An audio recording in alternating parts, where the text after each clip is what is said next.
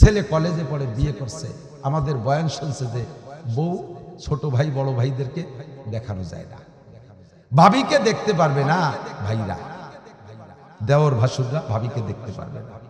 কলেজে পড়ে সরমুনা হুজুরের ভক্ত অথবা মুফতি আব্দুল গফফার সাহেব হুজুরের ভক্ত, আব্দুল কাইম সাহেব হুজুরের সাথে সম্পর্ক রাখে, আমাদের সাথে ভালোবাসা, আমাদের কাছ থেকে শুনি হুজুর জি পাক্কা প্রতিজ্ঞা বাড়ি আমার বউরে জীবনে কোনোদিন আমার ভাইদেরকে দেখতে দেব না। বাস এই বউয়ের বাড়ি নিয়ে আসছে, এখন ছোট ভাইরা তো উকি ঝুঁকি মারতেছে, বড় বাবিরে দেখলাম, মাঝি বাবি দেখলাম, সাইজি বাবির কথা শুনছি একেবারে প্রিয়াঙ্কা চোপড়ার মতো, আল্লাহ কিরো ওরে আল্লাহ কিরো কোন বাবিদের এই উকি ঝুঁকি মারতেছে, দেখতে না পারি তারা ফতফত করে রাগে রাগে ঘুরে বেড়াচ্ছে, বাবের সাথে কথা আমাকে জুতো এড়িয়ে দাও থাকবো না এ ঘরে, কারণ কে আছে কয়েকজন সাইজি বাবির একটু দেখতে পারলাম না, কেন আয় আমার সাথে আয়, বাপে নিয়ে গেছে বৌমা এদিকে আসো, বৌমা তাই দেখতে বুড়ো তোমার দাঁতের পাটি খুলে ফেলাইতে চাপাই, তোমার এই দায়িত্ব দিছে আল্লাহ। ছেলে বিয়ে করে আনছে, এই বউটারে ঘরে আনবে কে? মুরব্বীরা কয়ে দেয় যে মেজো জামাই কোলে করে নিয়ে আসো, উনার বেটার বউ যার বউ সে কোলে আসবে না, দুলোবাইতে কোলে নিয়েছে, পয়লা বরকত দুলোবাই রাতে হাতে চলে গেছে। এই আকাম মুরব্বীরা সহযোগিতা করে, আছে না নাই কথা বলে, এর নাম হলো দাইয়ুস। নামাজ পড়ো, জিকির করো, বিশ্ববিদ্যালয় মাইয়ে দিয়া মসজিদে বসে জিকির করো, আর কেন মারো সুবহানাল্লাহ। একজনের নাহে লাগিয়েছে চিন্তা, ওরে আল্লাহ, সুবহানাল্লাহ, নাহে লাগিয়ে ওরে আল্লাহ, নাক ভেঙে গেছে। ছোটবেলায় গল্প শুনতাম, বাংলাদেশের হাজিরা তো যে বাই রোডে যেত, বাংলাদেশের একটু টাইটেই যেত, ইন্ডিয়া পার হওয়ার পরে ওরা একটু বাস টাস বানাইছে, এই সাধারণ রাস্তা। তো বাংলাদেশি হাজি সাহেব কায়দা মতো ধারুদ দুরুদ শেখ হাজি আল্লাহ যাইতেছে হজে, ইন্ডিয়া যাইয়ে বাসে উঠছে, বাসে উঠে তো সিট নাই, বাসে উঠে সিট নেই, এক সাধু উনারে দেখে, সাধু সিটি বসা ইন্ডিয়ান সাধু, তো উনারে বলতেছে যে দাদা কোথায় যাবেন? কয় যে আমি পবিত্র স্থান মক্কায় যাব। হিন্দুরা যদিও হিন্দু, তবে মুসলমানদের ধর্মীয় প্রতিষ্ঠানগুলোকে অনেক হিন্দু খুব শ্রদ্ধা করে, মক্কা মদিনারে তারা খুব শ্রদ্ধা করে। তো বলছে ভগবান ভগবান আপনাকে এত সম্মান করেছে, আপনাকে ভগবান মক্কায় ডেকে নিচ্ছে, আমি তো অসুস্থ, না হলে আমি দাঁড়িয়ে আপনাকে ছিট দিতাম, তা আপনি আমার কোলেই বসুন। ইন্ডিয়ানরা এইভাবে বলে, আপনি আমার কোলেই বসুন। এই মোটা দামলা দুমলো 150 কেজি ওজনের হাজি রে বসাইছে কোলের পা, আর রাস্তাতে ভালো রাস্তা হয়েছে, আগে কত ভালো রাস্তা ছিল, ভাঙ্গা খাড়ি কুয়ো গর্ত বর্ত, বাসে যাইয়ে ধুম দিয়ে পড়ে, আরে হাজি সাহেব ওই কোলের পর যাইবারে তলে ডমুটা আছে, তা হাজি সাহেবের তো নিচে ফোমের মতো মনে আছে, তোষক বাবু, উনি খুশিতে জিকির করে, শকর আদায় করে, ইল্লাল্লাহ হক মক্কায় যাই, উনি খুশিতে জিকির করে ইল্লাল্লাহ হক মক্কায় যাই, আর ঠাউর তলের ব্যথায় কয় হরি কৃষ্ণ কষ্ট পাই, জিকির দুইজন, হাজি সাহেব কয় ইল্লাল্লাহ হক মক্কায় যাই, ও তলের থেকে হরি কৃষ্ণ কষ্ট পাই, কয় যেটা তার বছর আমি উঠে না কষ্ট পালি জিকির করা যায় না। মসজিদে বসে জিকির করো, লা ইলাহা ইল্লাল্লাহ কই কেন মারো, আর একজনের নাক ভাঙ্গা যায়, মাইয়েটা তোমার পার্কে, জামাইটা তোমার আর এক জায়গায়, আরে তোমার মেয়ে বউটা আর এক জায়গায়। এই দাইয়ুসি স্বভাব বাদ দাও। পরিবারের ভিতরে যারা দাইয়ুসি, যারা বেপরদা প্রতিষ্ঠিত করে, তাদেরকে শরীয়তে বলে দাইয়ুস। আল্লাহ নবী বলেন আর দাইয়ুসুল্লাযী ইউকিযু ফি আহলিল খুবুজ। তুমি যদি কাবা ঘরের মধ্যে যাইও মরো, তোমার বাড়ি বউ বাচ্চা বেপরদায় রেখে গেছো তুমি ইচ্ছাকৃতভাবে, ও জায়গাও তোমার মরণের সময় কলেমা নসিব হবে না।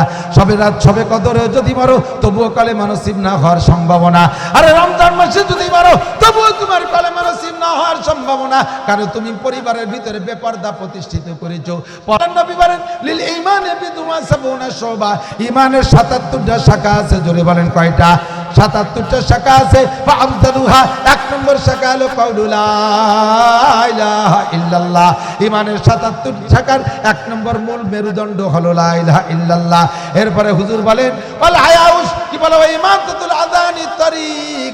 ঈমানের 77 শাখার আরেকটা শাখা হলো রাস্তা থেকে কষ্টদায়ক জিনিস ফেলে দেওয়া। খেয়াল করেন কয়ে চলে যাই, বলা যায় না, ওত মত বলা যায় না, ফিরে বেড়াচ্ছে কতিও বাড়ি নাও বাড়ি, রাস্তা থেকে কষ্টদায়ক জিনিস ফেলে দেওয়া।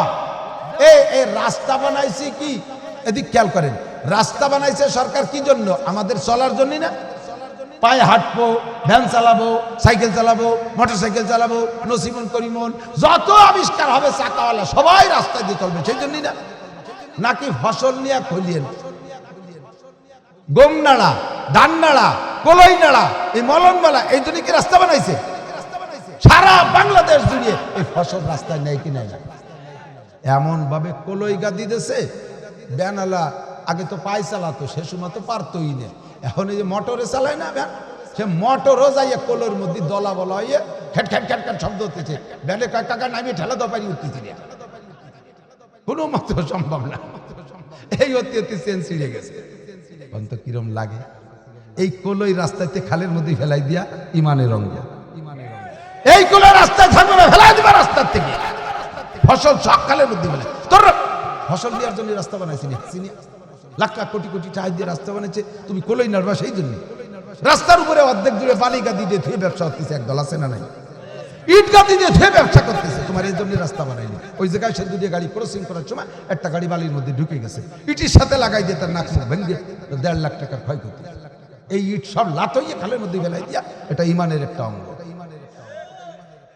শুধু খেয়াল রাখবেন কাজে লেগে না যায়, আপনাকে দেখতে কাজে খুব লাগে। ওয়াল হায়াউ শুবাতুম মিনাল ঈমান, ৭৭ যুগের আরেকটা শাখা হলো লজ্জা। বলেন, লজ্জা ইমানের অঙ্গ। ইজা ফাতাকাল হায়া ফাফাল মাশিতা, নবী পাক বলেন লজ্জা থাকতে যা খুশি করা যায় না, যখন তোমার লজ্জা চলে যায় তখন তুমি যা খুশি করতে পারো। যার লজ্জা আছে তার ঈমান আছে, কথা বলেন, যার লজ্জা আছে তার ঈমান আছে। আবারও সেই কথার দিকে চলে যাই, আরে নিশা সব নিশা একরকম না, লজ্জাও সব লজ্জা একরকম না।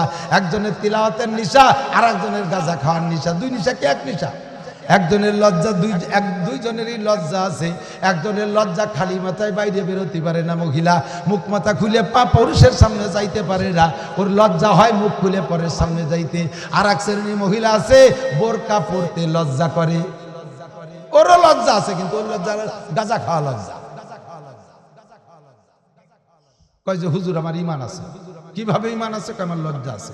আর আপনি বলছেন যার লজ্জা আছে তার ঈমান আছে। তোমার কি লজ্জা আছে? আমার বোরকা পরতে লজ্জা হয়, বোরকা ভর্তি এই লজ্জা আছে ওনার, তাতে বলে ওনার ঈমান আছে। আল্লাহ হেফাজত করে, বলেন আমিন। 2 নম্বরটা তিন ব্যক্তির জন্য জান্নাত হারাম, মনে আছে তো?